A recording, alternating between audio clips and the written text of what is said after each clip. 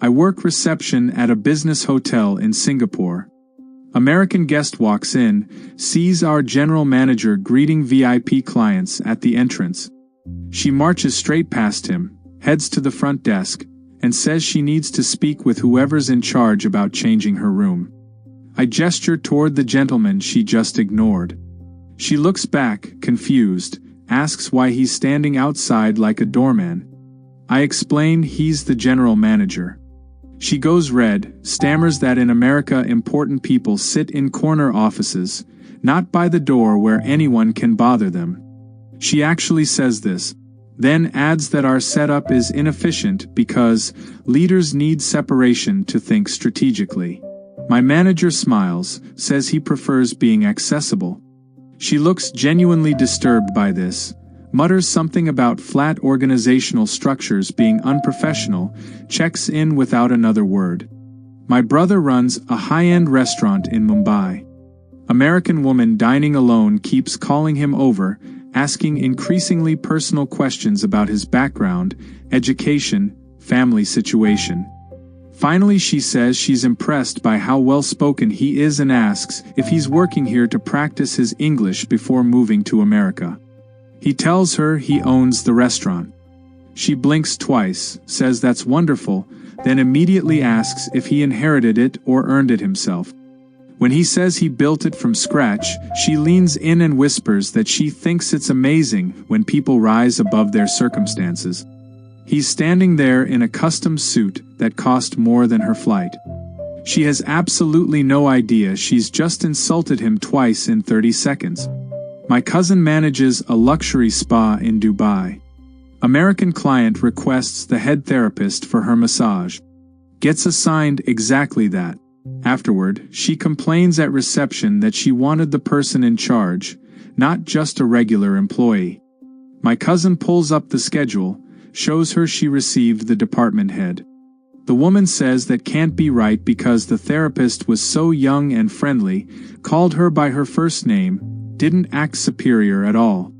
My cousin asks what she expected. The woman describes someone older, more formal, someone who would have explained their credentials before starting. She seems genuinely confused that expertise doesn't require proving yourself first. Leaves a 3-star review saying the service was good but lacked the gravitas she expected from senior staff. I work at a private members club in London. American member tries to bring a guest into the founder's lounge, gets politely stopped by our concierge. The member pulls out his phone, shows his membership tier, says he paid extra for full access.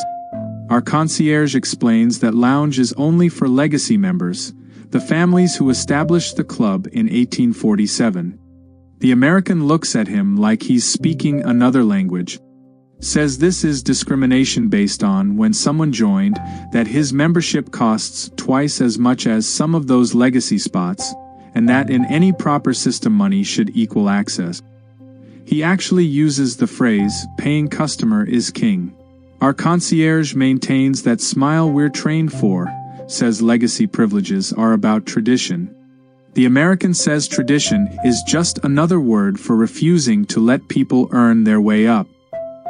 He files a formal complaint about our 2-tier system that punishes financial success. The board doesn't even respond. My sister teaches at an international school in Tokyo.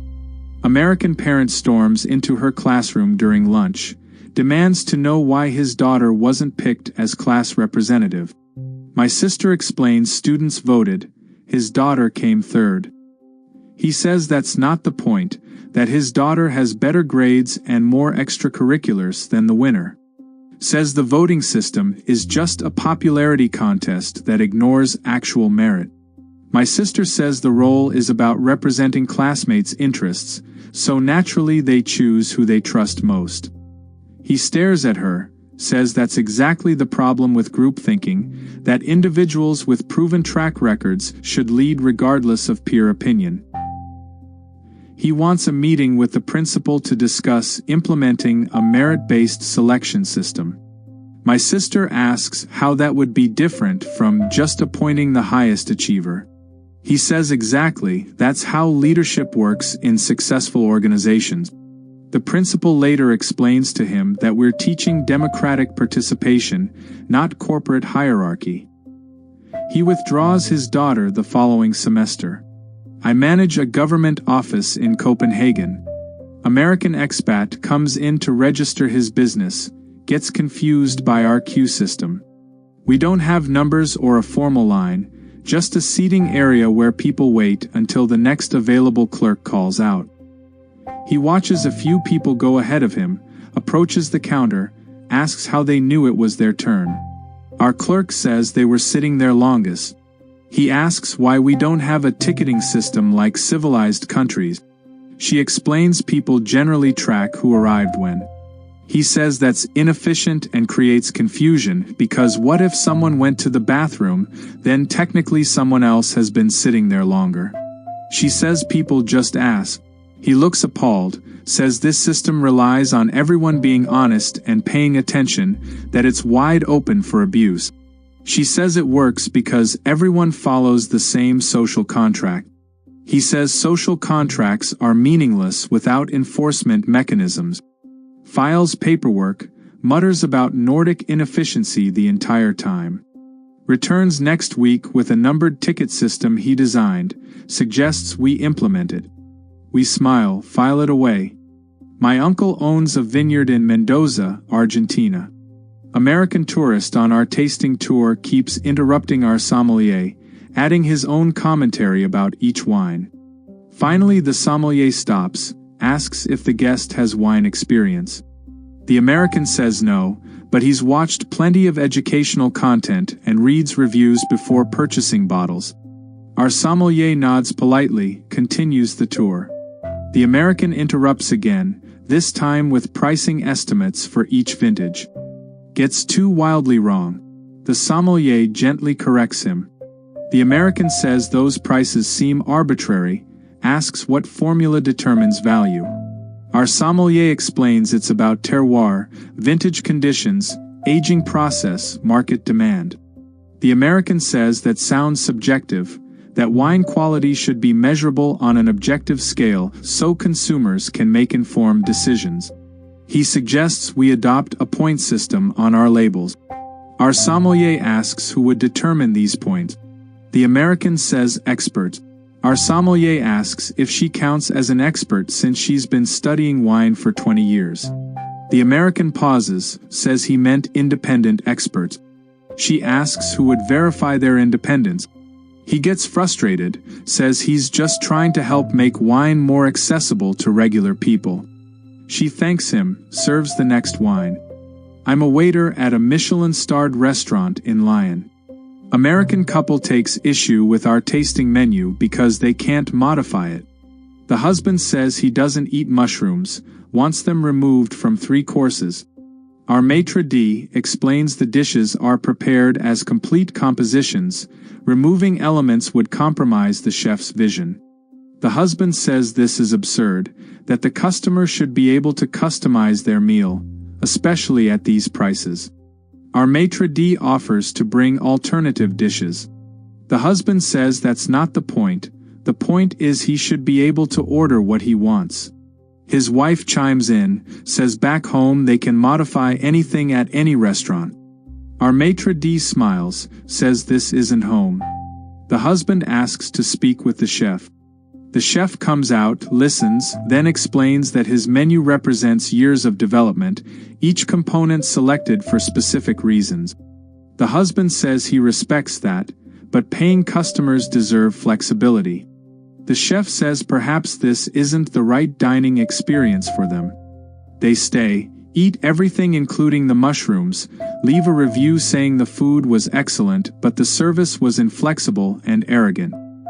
My girlfriend works at a traditional tea house in Kyoto. American customer asks if she can get her matcha to go. My girlfriend apologizes, explains we only serve tea in-house as part of the traditional ceremony. The customer looks confused, says it's just tea, asks why it matters where she drinks it. My girlfriend explains the ceremony is about the experience, the setting, the proper preparation and presentation. The customer says she understands that, but she's in a hurry and just wants the actual tea. My girlfriend suggests a different cafe nearby that does takeaway. The customer says she specifically came here because we're authentic, asks if we can make an exception. My girlfriend explains exceptions would undermine the tradition we're preserving. The customer says tradition should adapt to modern needs, that businesses succeed by serving customers however they want to be served. She asks to speak with the owner. The owner arrives, says the same thing. The customer leaves disappointed, posts online that we're more concerned with rules than customer satisfaction. Several comments agree with her. Several more don't. I run a pub in Dublin. American tourist orders a pint, watches me pour it, gets impatient when I set it aside to settle. He asks why I'm not finishing his drink. I explain Guinness needs time to settle properly, about 2 minutes. He says he's in a hurry, asks if I can just fill it now. I say it won't taste right. He insists he doesn't mind. I tell him I mind. He looks startled, says he's the one drinking it so he should decide. I explain I've been pouring Guinness for 15 years, and I'm not about to hand someone an improperly settled pint just because they're impatient. He says this is terrible customer service. I say it's actually excellent customer service because I'm ensuring he gets the proper experience. He argues that proper is subjective and the customer defines what proper means for themselves. I ask if he'd tell a sushi chef how to cut fish. He says that's different. I ask how. He can't answer, but he's clearly annoyed. I finish the pour properly, slide it across. He drinks it, admits it's the best Guinness he's had, still thinks I should have given him the choice. My aunt manages a family-owned trattoria in Naples. American group insists on substituting ingredients from multiple dishes to create their own custom pizzas. She explains we have 30 pizzas on the menu, surely something works for everyone.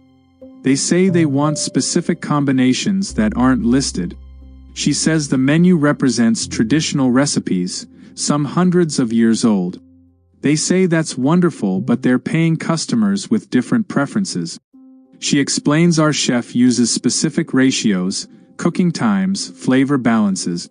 They say any good chef should be able to accommodate reasonable requests. She asks what makes their requests reasonable. They say paying money for food. She says paying money gets them the food on the menu, made the way it's meant to be made. They argue this is rigid thinking that hurts business. She says we've been in business since 1923. They order from the menu, eat quickly, leave without commenting on the food. Post a review saying the pizza was authentic, but the restaurant lacks flexibility and customer-first thinking. Her regulars read it, laugh, keep coming.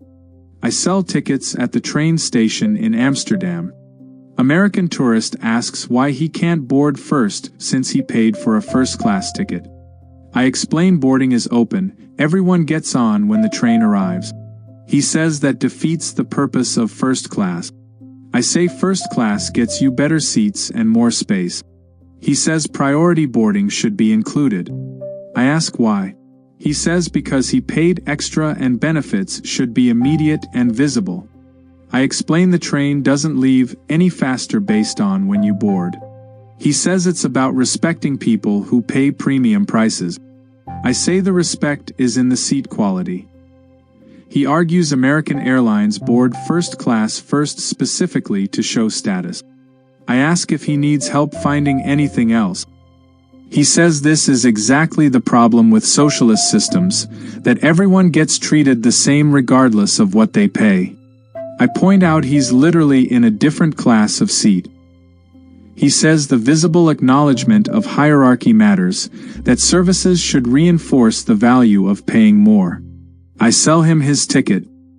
He boards at the same time as everyone else, sits in his spacious first-class seat, arrives at his destination exactly when he would have regardless.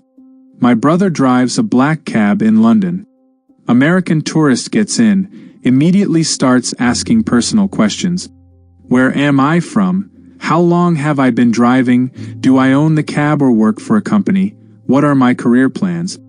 I answer politely but briefly. He keeps going. Asks about my family, my education, whether I enjoy the work. Finally asks what I'd really rather be doing with my life. I say I'm exactly where I want to be. He looks surprised, says he didn't mean to offend me, he's just being friendly. I say I appreciate that, but I'm not uncomfortable with silence. He says that's a shame because conversation makes trips more enjoyable. I ask if he wants conversation or interrogation. He pauses, says he's just treating me like an equal, trying to connect as one person to another. I say we're not equals in this context. He's my passenger and I'm providing a service. He says that sounds unnecessarily formal. I say it's properly formal. He goes quiet for 2 minutes, then starts again asking about London landmark. Some people can't help themselves. I work at a heritage site in Petra, Jordan. American visitor keeps asking our guide questions during the tour, often interrupting mid-explanation.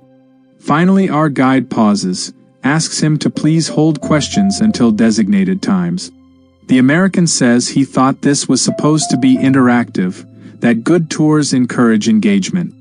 Our guide explains we have 20 people and limited time at each location. The American says he's just trying to enhance everyone's experience by asking things others might be wondering. Our guide suggests he might be projecting his own curiosity onto the group. The American looks offended, says he's simply treating the guide as a colleague rather than a lecturer, trying to have a dialogue. Our guide says he appreciates the sentiment but he's leading the tour because he has expertise to share.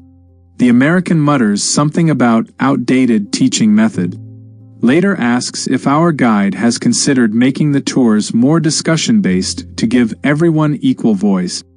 Our guide says no, because not everyone has equal knowledge about Petra. The American says equal knowledge isn't the point, equal participation is.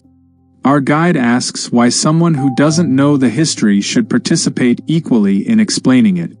The American has no answer but clearly thinks the guide is missing something fundamental. My sister works at the cable car station on Table Mountain in Cape Town. American family argues they should get priority boarding because they have young children. She explains we board in order of queue arrival. The father says that's impractical because young kids can't wait as long as adult. She suggests they arrive earlier next time. He says they planned their whole day around this. Can't she make an exception? She says making exceptions would be unfair to everyone else who also planned their day around this. He says other families would understand because they have kids too. She says maybe, but what about elderly visitors or people with mobility issues or anyone with valid reasons for wanting to board sooner? He says she's being deliberately difficult. She says she's being deliberately fair. He argues that fairness should account for context, that families with small children objectively have a harder time waiting. She says perhaps, but that's their situation to manage. He says in America service industries prioritize families. She says that's lovely for America. They wait like everyone else, the kids are fine, they see the summit, everyone survives. My father runs a consulting firm in Seoul. His American partner visits for meetings, repeatedly addresses our junior staff directly instead of going through their team leaders. After the second day, my father pulls him aside, asks him to respect the reporting structure. The American says he's just being efficient, talking to the people who actually do the work. My father explains it undermines the team leader's authority. The American says authority shouldn't be so fragile that a simple conversation threatens it. My father says it's not about fragility, it's about order. The American laughs, says order is just a polite word for unnecessary hierarchy. My father asks if he'd bypass his own managers at home. The American pauses, says that's different because his team understands American workplace culture. My father nods slowly, says exactly. They finish the project, the partnership quietly dissolves 6 months later. Here's what I've learned from watching Americans abroad. They genuinely believe their version of equality means treating everyone exactly the same, while simultaneously expecting constant recognition that they're paying customers who deserve extra consideration. They want to be friendly with service workers and then feel insulted when those workers maintain professional distance. They think hierarchy is oppressive right up until they've paid for first class, then suddenly visible status markers matter deeply. They'll tell you everyone's opinion is equally valid, then explain at length why their opinion is more informed than yours. It's not that Americans hate equality, it's that they want equality to mean everyone has an equal chance to be treated better than everyone else.